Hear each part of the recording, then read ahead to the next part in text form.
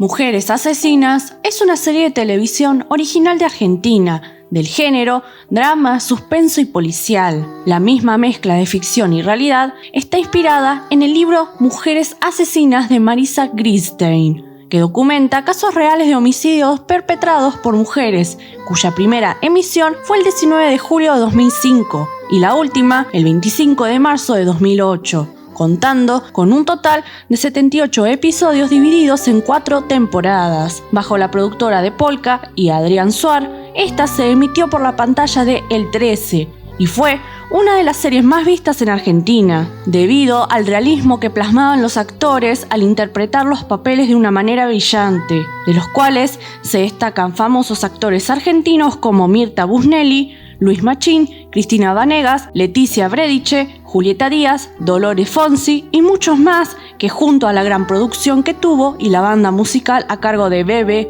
con su emblemático tema Malo en las primeras 2 temporadas, La vida te da de Amparanoia en parte de la segunda temporada y Fui tu madre y tu mujer de Teresita Martínez Zuviria en las últimas 2 temporadas. Logró convertirse en una de las series más vistas de Argentina en su época. Esto le valió ser galardonada con el premio Martín Fierro de Oro, máximo galardón que entrega la Asociación de Periodistas de la Televisión y Radiodifusión Argentina. El formato fue vendido a Colombia, México, Ecuador e Italia, las cuales también sacaron sus versiones al aire. Lo más llamativo de esta serie fue que se inspiraba en casos totalmente reales, como ya mencioné, y seguramente alguna vez viéndola te preguntaste de dónde sacaron las historias. Bueno, en esta saga me dedicaré a contarles las verdaderas historias de las cuales se inspiraron las mujeres asesinas que vimos en pantalla. Como ya saben, la realidad supera la ficción. Es por eso que no podían dejar de plasmar en la pantalla estos casos, ya que fueron dignos de películas de horror y Polka lo hizo perfectamente, haciéndonos sentir todo lo que veíamos en cada capítulo. Así que sin más, comencemos con el capítulo de hoy.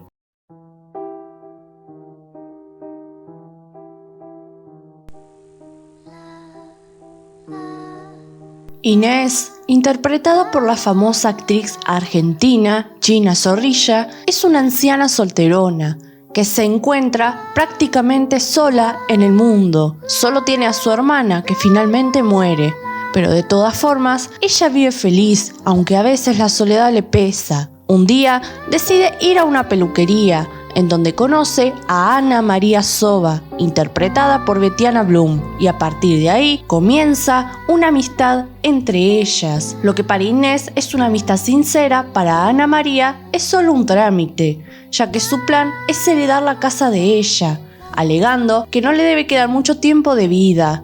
Inés se aferra a Ana María a tal punto que ésta se siente asfixiada y no ve la hora de que muera, aunque mientras tanto la trata de la forma más amable posible para que la ponga en su testamento, ya que la abuela no tenía a nadie más a quien heredar sus bienes. Finalmente, ésta, sin dudarlo, decide darle la casa para cuando muera. Una vez realizado el testamento y firmados los papeles, Ana María comienza a ignorar a la señora.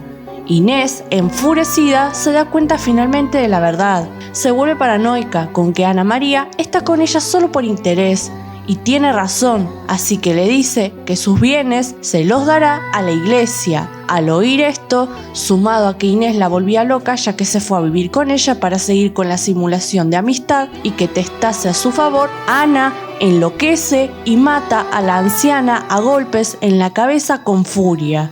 Y así culminaba el capítulo. Ana María lloraba diciendo que unos hombres la mataron, pero en realidad nadie le creyó, ya todos sabían que ella era la asesina. La historia real de Ana María Soba es la siguiente. Esta nació el 15 de abril de 1941 en Torrecillas, provincia de La Rioja, España. A los 15 años se mudó a la Argentina con toda su familia y cuando llegó a Buenos Aires no tuvo dudas de que le esperaba un futuro insuperable. Se imaginaba a sí misma en una casona gigante, con un living lleno de espejos y arañas de cristal colgando de los techos. Tendría muchos hijos que serían criados por niñeras alemanas. Y nunca pero nunca haría nada en su casa, ya que según ella para eso estaban las mucamas. Siempre dejó en evidencia su imparable ambición. El plan era perfecto, excepto que a Ana María nunca se le ocurrió la manera de llevarlo a cabo. En sus fantasías, el dinero necesario para su proyecto era producto del destino, caía del cielo, sin que ella necesitase mover un solo dedo. Cuando cumplió 20 años, empezó a advertir que su vida sería mucho más parecida a la de su madre que a la de las mujeres que salían en las revistas. Por supuesto, lo primero que hizo fue odiar con toda su alma a su madre. La observaba día y noche con un resentimiento visceral. No había una sola cosa que hiciera que a ella no le provocara rencor. La veía lavar los platos, cocinar milanesas, sopas, pucheros, lavar pisos y baños y baldear la vereda para al final del día tumbarse en el comedor a escuchar la radio y cebarle mate a su padre, un empleado público acobardado por la intensidad banal de la vida cotidiana. Parecía que odiaba la pobreza o el esfuerzo para ganarse el pan. Era una lucha interna que tenía. Por un lado quería dinero, pero por el otro no quería esforzarse lo más mínimo por ganarlo, y todo trabajo le parecía poco digno para ella. Poco después, tal como ella misma sospechaba, a los 20 años cumplió su pesadilla. Ana María trabajó de ama de casa, como su madre. Se casó con un empleado público y de un escopetazo bajó del cielo y se tuvo que olvidar de las arañas de cristal, los espejos y las niñeras alemanas. Había pensado en no casarse con él y esperar para ver si aparecía un hombre que al menos pudiera acercarla a su ideal de vida, pero estaba demasiado apurada para conseguir marido. En su cabeza no dejaba de resonar la voz monótona de su madre repitiéndole que si no se casaba pronto iba a terminar solterona. Ninguna historia memorable surgió de esa unión desapasionada. Tuvieron 2 hijos que a su vez se casaron compulsivamente. Ahorraron un poco de dinero cuando pudieron, hicieron reuniones familiares los domingos y las navidades, tuvieron algún que otro verano en Mar del Plata, compraron en cuotas artefactos electrodomésticos, discutieron por asuntos intrascendentes y criaron un par de perros. Esa era una vida demasiado normal y corriente para ella, lo cual la volvió amargada. Ana María se quejaba de su trabajo de peluquera y su marido le repetía el lamento inmemorial del empleado público maltratado por sus jefes. Por otro lado, tenemos la historia de Inés Quintanz. La vida, al igual que su muerte, no fue nada fácil. Como Ana María Soba y como otros millones de mortales, Inés imaginó un futuro idílico, pero nada de lo que pidió al destino, ni una sola cosa, se le hizo realidad. La diferencia abismal entre sus expectativas y los hechos le moldeó un carácter agrio y depresivo. Nunca se casó ni se le conoció ningún hombre, aunque sus vecinas sospecharon siempre que vivía un romance a escondidas con un hombre casado, que no estaba enamorado de su esposa ni de su amante, sino de otra mujer que lo ignoraba. Pero eso solo eran rumores. Inés vivió con sus padres hasta que los dos murieron con muy pocos años de diferencia entre ellos.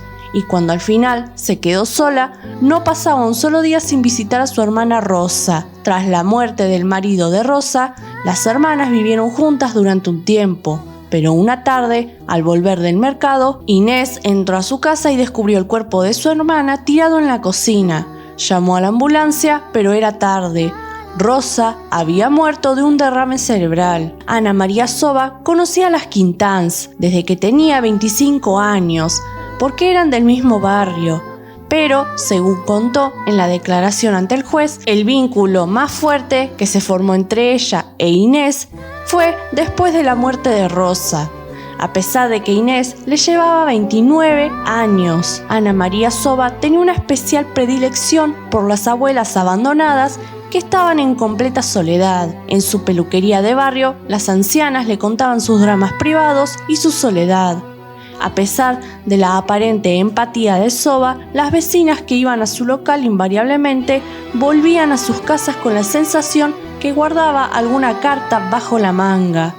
A ninguna le parecía normal que Ana María se encariñase siempre con mujeres decrépitas, sin familia, sin amigos y que además se hiciera cargo de ellas. 1000 veces la peluquería estaba cerrada porque Soba se pasaba horas haciendo trámites ajenos para facilitarle la vida a alguna desconocida. Sin embargo, a la mayoría las ignoraba. No tenía la menor intención de intimar con sus clientas jóvenes, con madres de familia, con esposas, mejor o peor casadas. Buscaba otra cosa. Las intenciones de esta eran claras. Lo que Ana quería era quedarse con la plata de las pobres ancianas que confiaban en ella. Una vecina declaró en la comisaría que ya lo había hecho por lo menos 2 veces y que consiguió así unos terrenos cerca de la costa y se los dio a su hijo. Sabiendo esto, Inés era el próximo blanco perfecto. Ana María realizó tarea de hormiga con Inés. Al darse cuenta de la soledad de Inés, se había ubicado en un papel protagónico. La llevaba al médico, le recordaba que tenía que tomar los remedios, le hacía los trámites bancarios, le llevaba ollas con comida sana y la llamaba por teléfono varias veces al día. Tomando mates con facturas, le contó a su amiga desvalida que tenía una hermana que había perdido su casa y su poco dinero en la época de la hiperinflación del gobierno de Raúl Alfonsín, y que, como buena persona, le cedería sus bienes a la gente más necesitada. Ana María ya estaba al tanto, por supuesto, de que la casa donde vivía Inés, en Cachimayo, 1195 en Parque Chacabuco, estaba a nombre de las hermanas Quintanz, y de que, al haber muerto Rosa, Inés, estando soltera y sin hijos, no tenía herederos directos. La conversación acerca de la hermana pobre de Ana María prendió en el pobre cerebro de Inés una luz, iluminó su conciencia. Ella también podría hacer algo por alguien. Ella también podría ser buena. En el acto, dijo que quería dejarle la casa a ella, a Ana María, su amiga de siempre, la que se hacía cargo de todo en su vida. Juntas fueron a ver al escribano Juan Manuel Miró para hacer el testamento. Las tasas judiciales fueron pagadas por Soba, quien además, como gesto de buena voluntad, decidió aportarle a su benefactora 100 pesos por mes como ayuda para completar una exigua jubilación. A su vez, Soba quiso pagar los honorarios del escribano, que en esa época eran unos 1.200 pesos. Pero Inés se negó y dijo que eso lo pagaría con una parte de sus ahorros. El testamento estaba hecho y Ana se salió con la suya, pero el plan continuaba. Esos 1.200 pesos fueron el inicio de los conflictos entre las dos. Menos de una semana después, Inés comenzó con sus reproches. Según ella, Ana María tenía que haberse hecho cargo de ese dinero, tenía que haber insistido con toda firmeza para pagarle al escribano, puesto que al final la propiedad de la calle Cachimayo sería para ella. Ana María dejó entrever por primera vez su opinión acerca de su amiga, a la que la calificó de loca e insoportable. Después de esa primera discusión, Ana María aflojó la vigilancia amistosa con que había rodeado a Inés. Poco a poco fue llamándola menos por teléfono, la visitaba muy de vez en cuando y cambió en forma radical su discurso afectuoso. Ya no decía admirarla, ni extrañarla, ni sentirse feliz en su presencia. Por el contrario, sacó a relucir cada defecto de Inés. Inés reaccionó como ante un espejo. Si antes mostraba lo mejor de sí frente a esa amiga que se desvivía por ella, después, ante la mujer que la despreciaba, empezó a presentar su costado más oscuro. La relación se enturbió más y más hasta hacerse hostil e insostenible. El día anterior a su muerte, Inés Quintanz llamó por teléfono a la escribanía del doctor Miró. Como Miró estaba ocupado, le dejó un mensaje a su secretaria. Le explicó que quería dejar sin efecto su testamento, ya que desde el día en que le dejó la casa como herencia, su amiga, Ana María Soba, había dejado de llamarla, demostrando así que toda su amistad previa había sido obra del puro interés. Pero ese no fue su único llamado. Una vez que cortó la comunicación, no pudo esperar un solo minuto para contarle a la propia Ana María. Cuando Soba atendió, Inés le comunicó que la dejaría fuera de su herencia. Después de un teatral intercambio de insultos, quedaron en hablar del tema personalmente. El 7 de enero por la mañana, Ana María Soba fue a la casa de Inés Quintanz. Había decidido cambiar de estrategia y volver a ser la amiga imprescindible de siempre, la que había sido hasta la redacción del testamento. Al llegar, encontró a Inés en la cama, en camisón, deprimida y llorando. Pidió que le encendiera el televisor y mientras miraba fijo la pantalla, le dijo que era una mujer interesada, deshonesta, prácticamente una ladrona, que en cuanto tuvo asegurada la casa como herencia, dejó de tratarla como una amiga, y que eso era imperdonable. En contra de lo que había planeado, Ana María se dejó llevar por el odio y retrucó las acusaciones de esta. Le dijo que en realidad había dejado de verla porque era una persona insoportable y que la prueba de eso era que ninguna amiga le duraba, salvo una tal Patricia que apenas aparecía y una tal Nélida que apenas la volvía más loca de lo que ya era. En este punto, según lo declarado por Soba, Inés sacó un revólver con la intención aparente de suicidarse para manipularla. Se inició un forcejeo y Soba logró apoderarse del arma, no sin antes recibir varios arañazos y tirones de pelo. Esto se mostró en el capítulo, pero la realidad es que nunca pudo ser probado. Según declaraciones de Ana María, Inés estaba fuera de sus cabales y completamente paranoica por el tema de que Ana era una interesada y le hacía la vida imposible. A las 6 de la tarde del mismo 7 de enero, el inspector Alejandro Mario Prieto, de la seccional 12, fue notificado por radio de un incidente en una casa de Cachimayo 1195. Al llegar, vieron la puerta abierta. Entraron, pasaron por el pasillo y vieron que en unos escalones que comunicaban la cocina con el comedor había una mujer que tenía en las manos una botella de alcohol y un trapo con el que le limpiaba la cara a otra mujer que estaba tirada en el piso, con la cabeza completamente aplastada y ensangrentada. La ambulancia del SAME llegó enseguida y el médico Martín Galmarini constató que la mujer que estaba tirada ya había muerto. Le habían propinado de forma salvaje golpes en la cabeza con un objeto del hogar. Mientras tanto, la otra, Ana María Soba, lloraba a mares, llamaba por su nombre a su amiga Inés y luchaba para que la dejaran seguir limpiándole la cara con el trapo con alcohol, como toda una actriz profesional. En toda la cocina había sangre y también en las ropas de Soba. Una vecina que estaba en la puerta de la casa le preguntó a Soba qué había pasado. Esta, que entraba y salía, lloraba y se retorcía las manos, le dijo que estaba tratando de reanimar a su amiga porque no podía creer que estuviera muerta. Ana María declaró que entraron unos sujetos que la atacaron a ambas y que ellos la mataron, pero como la vendaron, no pudo ver quiénes eran. La declaración de Ana María Soba no convenció a nadie, así que fue procesada por homicidio simple. En prisión, las mujeres que la custodiaban hacían esfuerzos permanentes para no acercársele, ya que les daba miedo por lo que había hecho.